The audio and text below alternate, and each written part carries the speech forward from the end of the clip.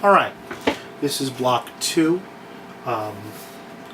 Section 2, the Salem Witch Trials, an Alternate Explanation. The Salem Witch Trials are one of the most culturally popular instances in American history. Books have been written, plays have been written, movies have been made. It's something that if you mention to the casual student of American history, oh, the Salem Witch Trials, they know something about that. So we're going to go through very quickly the history of the case and then offer kind of two competing, or not competing, but two different takes on what happened in New England in 1692. Early in 1692, which was a century of religious and secular upheavals in so many ways. Early in 1692, in a town in Massachusetts called Salem,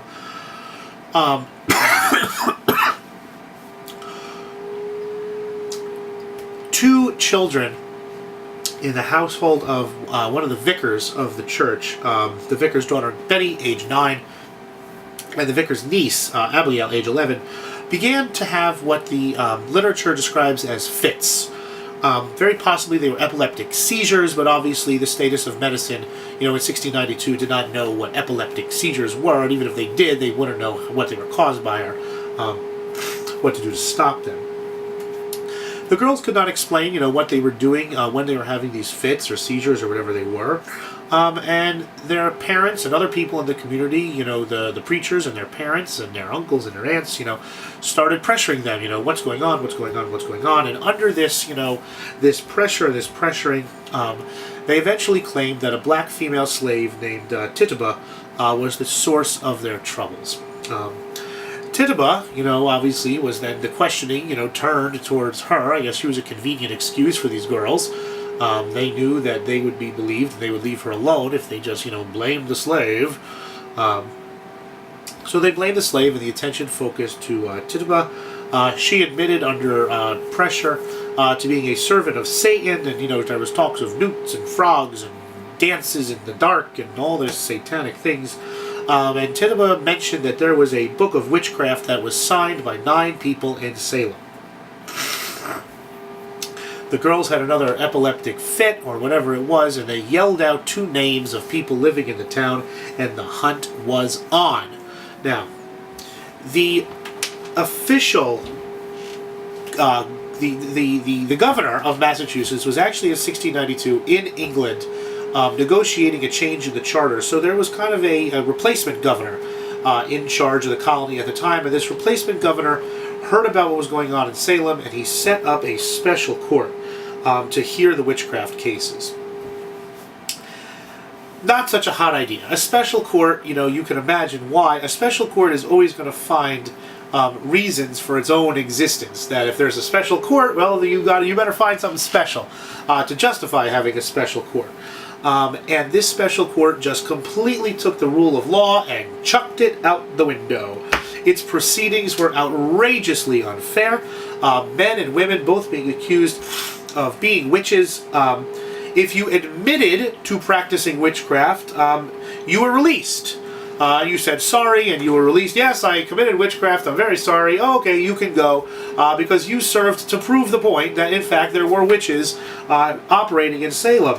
Those people with sturdier minds who were not going to admit to something that they didn't do, they were the ones that were found guilty of committing witchcraft. So it was kind of a bizarre thing. It was, if you admitted to witchcraft, you were set free because you saw the light. But if you denied practicing witchcraft, then you were obviously guilty of witchcraft and you were punished. 14 men and 5 women, most of them upstanding, respectable citizens, received the death penalty. They were hanged for being witches. One man who took the harder line, he refused to plead at all. He said, I'm not going to plead guilty or innocent or not, guilty or not guilty. This is the most ridiculous thing I've ever seen in my life. I'm obviously not a witch, said this man, and he refused to plead, and they did something very nasty to him. They pressed him to death. They laid him under a board and they just started piling stones up on the board. And it was the only person in the history of the New World, in the American colony, the English colonies, to ever be put to death in this way. Things really got out of hand. By October, over 150 people were awaiting trial. The governor's wife had been named as a possible witch. When the people the governor arrived back home, realized what was going on, published a pamphlet, which we're going to talk about in a few minutes, and people kind of came to their senses and kind of looked around and said, ugh, what are we doing? They said. The special court was dissolved. Everybody still sitting in jail was released. Apologies were offered all around, and everyone kind of went about their business. Traditionally understood, or at least as popularly understood, the Salem witch trials are seen in our collective memory as a throwback to an earlier age of superstition. These overly religious, repressive, crazy Puritans they refused to see science, they refused to see reason, they went with superstition. They used these trials to clear the community of people they didn't like. If there was a person a competitor in business, hey, accuse him of being a witch, and they can get him out of your way. If there was a political rival, a person that pissed you off 10 years ago, accuse him or her of being a witch and get them out of the way. People argued in the 20th century that it was the repressive nature, the sexually repressive nature, and repressive in other ways, this repressive nature of Puritan life that led people to fear others, that led people to mistrust others, and that led to the hysteria.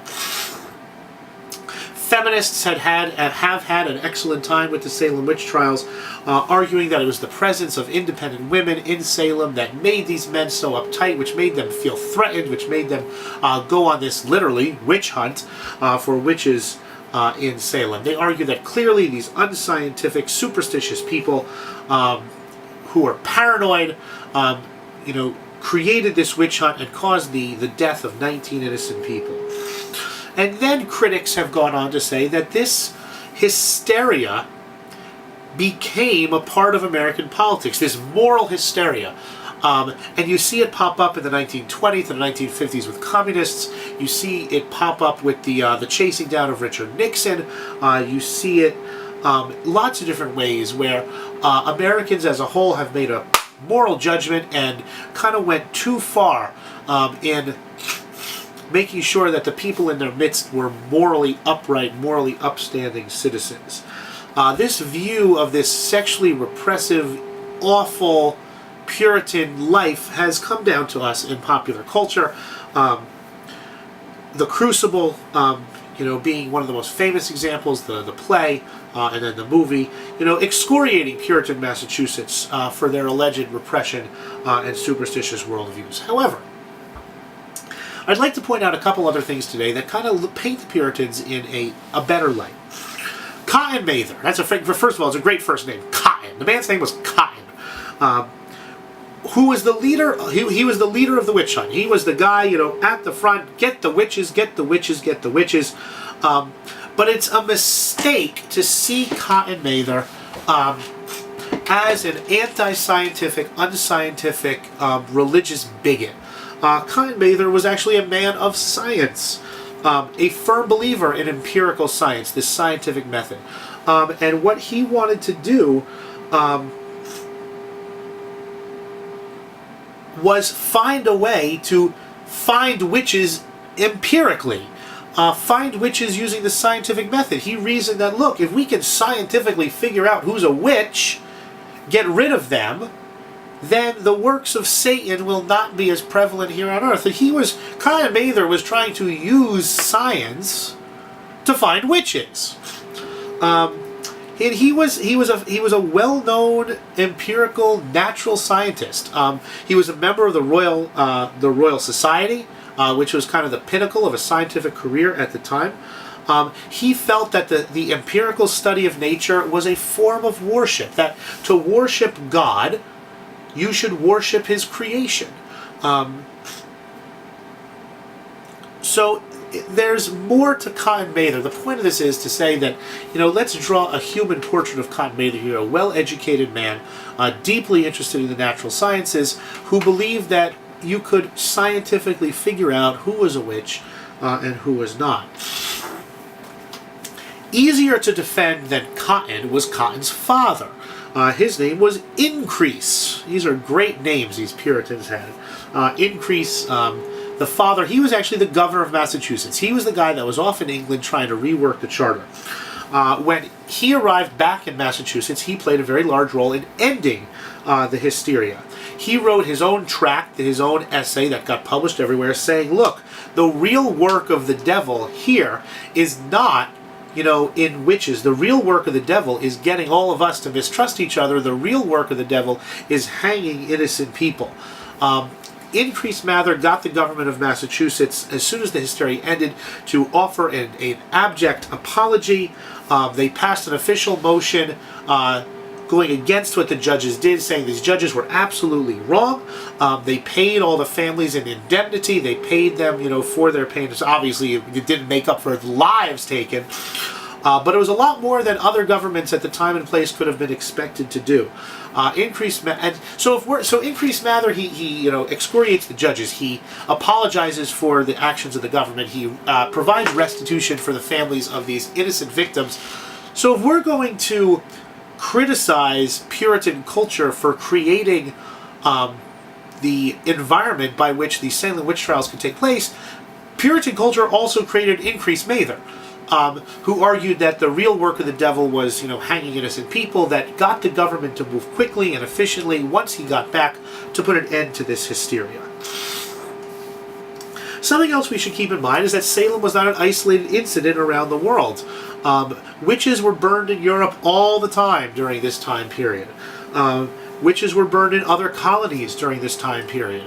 It was just the volume, I guess, if you will, the number of witches in Massachusetts that made it stand out so